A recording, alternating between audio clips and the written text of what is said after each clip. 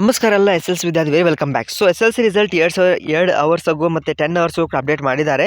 So ವಿದ್ಯಾರ್ಥಿಗಳೇ, so ನಿಮ್ಮ result ಇವತ್ತು ಬಂಗಾರಪ್ಪ ಸರ್ ಕೂಡ ಇವತ್ತೊಂದು ಪ್ರೆಸ್ ಮೀಟ್ ಆಗಲಿದೆ ಅಂತ ಒಂದು ಸುದ್ದಿ ಬಂದಿದೆ. ಯಾಕಂದರೆ ಇವತ್ತು ಮಂಡೇ ಆಗಿರೋದ್ರಿಂದ ಸೊ ಫೈನಲ್ ಡೇ, ಯಾಕಂದರೆ ಇದು working hour, Monday working hour ಇರೋದರ ಕಾರಣ ಸೊ ನಿಮಗೆ ಇವತ್ತು ಫೈನಲ್ ಡಿಸಿಷನ್ ಒಂದು ಔಟ್ ಆಫ್ ಚಾನ್ಸಸ್ ಇದೆ. ಓಕೆ, ಸೊ ಇಲ್ಲಿ ನಿಮಗೆ ಲಾಸ್ಟ್ ವೀಕ್ ಆಫ್ ಏಪ್ರಿಲ್ ಅಂತ ಬರೆದಿದ್ದಾರೆ. Karnataka S L C result soon according to reports there are chances that Karnataka class 10 result will be announce likely in the last week of April 2024.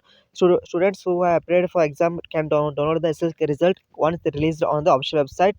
So kseab.karnataka.government.in ಅಥವಾ karresult.nic.in. To download the Karnataka result mark sheet, students needs to enter the registration number and date of birth.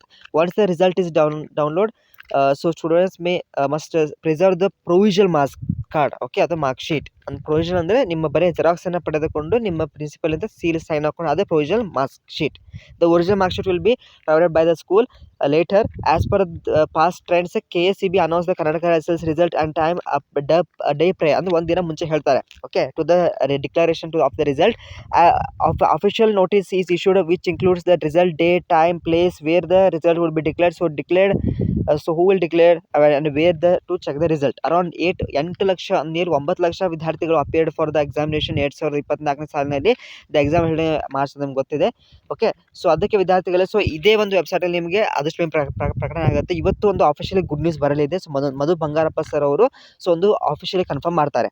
Okay, so ನಿಮಗೆ ಆದಷ್ಟು ಬೇಗನೆ result ಬರುತ್ತೆ. So ಇನ್ನೊಂದು ಕೆಲವೇ ದಿನಗಳಲ್ಲಿ. So ನೀವೆಲ್ಲರೂ ಕೂಡ ರೆಡಿ ಮಾಡ್ಕೊಳ್ಳಿ, registration number, date of birth. ಅದ್ರ ಜೊತೆಗೆ ನಾನು ಹೇಳಿದ್ನಲ್ಲ, ಸೊ ಎಲ್ಲರೂ ಕೂಡ ನೀವು ಈ ಒಂದು ವೆಬ್ಸೈಟ್ ವರ್ಕ್ ಆಗಲ್ಲ ಕೆಲವೊಮ್ಮೆ ರಿಸಲ್ಟ್ ಬಂದ ತಕ್ಷಣವೇ. ಸೊ ನೀವೇನು ಮಾಡಿ, ವೆಬ್ಸೈಟ್ ಸೊ ಒಂದು ಇವಾಗ ಎಕ್ಸಾಂಪಲ್ 11 ಗಂಟೆ ಅಂತ ರಿಸಲ್ಟ್ ಬಂದಾಗ ಸೊ ನೀವು 10:55ಕ್ಕೆ ಚೆಕ್ ಮಾಡ್ತಾ ಇರಬೇಕು. ಯಾಕೆಂದರೆ ಸರ್ವರ್ ಬಿಸಿ ಆತಪ್ಪ ಅಂದರೆ ಇನ್ ಕೇಸ್ ವೆಬ್ಸೈಟ್ ವರ್ಕ್ ಆಗಲ್ಲ ಅಂದರೆ ಬೇರೆ ಮೊಬೈಲಲ್ಲಿ ಟ್ರೈ ಮಾಡಿ. ಇಲ್ಲಿ ಒಂದು ಡೆಸ್ಕ್ಟಾಪ್ ಸೈಟ್ ಅಂತ ಬರುತ್ತೆ. ಇಲ್ಲಿ ಕೆಳಗಡೆ ಹೋದರೆ ನೋಡಿ ಡೆಸ್ಕ್ಟಾಪ್ ಸೈಟ್ ಅಂತ ಬರುತ್ತೆ.